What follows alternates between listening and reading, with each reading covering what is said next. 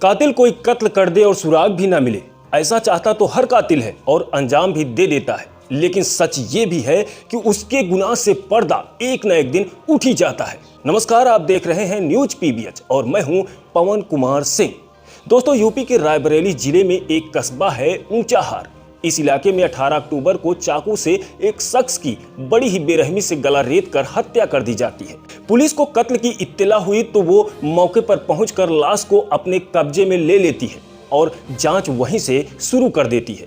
मगर मौकाए वारदात पर लाश और खून के अलावा कुछ था ही नहीं।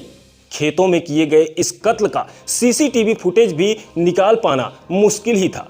पुलिस मौकाए वारदात को छोड़कर वहां से वापस थाने में आने ही वाली थी कि उसे वहां एक अखबार पड़ा हुआ मिला।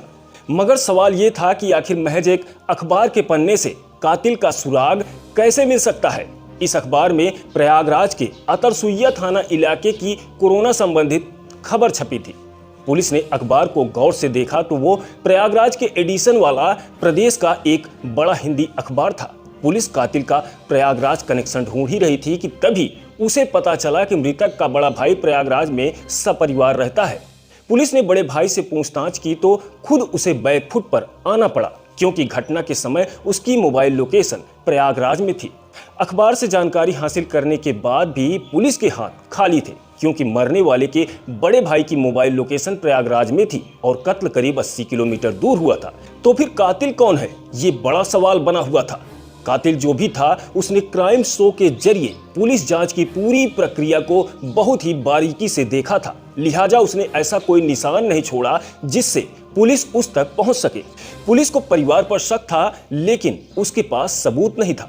लिहाजा फिर वो किसी और एंगल पर फोकस करने लगी। लेकिन तभी उसे एक मुखबिर ने जानकारी दी कि मरने वाले ने कुछ दिन पहले पासपोर्ट फोटो खिंचवाई थी। लेकिन पासपोर्ट फोटो से कत्ल का क्या कनेक्शन हो सकता है, ये बड़ा सवाल था। और गहराई में जाने के बाद पुलिस को पता चला कि मरने वाले के नाम पर कुछ जमीनें हैं। दरअसल मृतक 3 भाई हैं और उन तीनों के नाम 10.5 बीघा जमीन है। जमीन भी ऐसी वैसी नहीं, बल्कि उस जगह पर है जहां से गंगा एक्सप्रेसवे निकलने वाला है।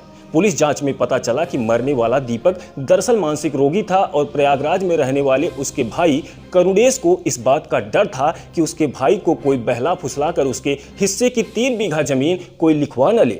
और जब उसे ये जानकारी मिली कि दीपक ने पासपोर्ट साइज फोटो खिंचवाई है तो उसका डर यकीन में बदलने लगा।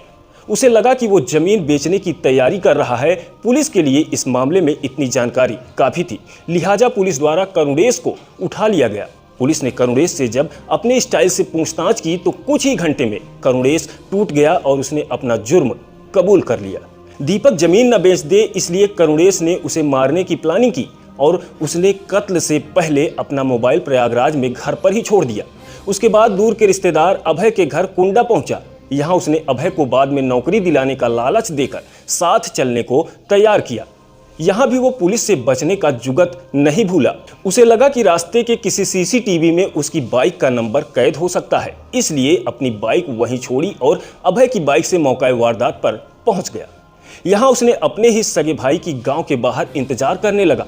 जब वो शाम के वक्त घर जाने के लिए उधर से गुजरा तो दोनों ने मिलकर उसकी गला रेत कर निर्मम हत्या कर दी।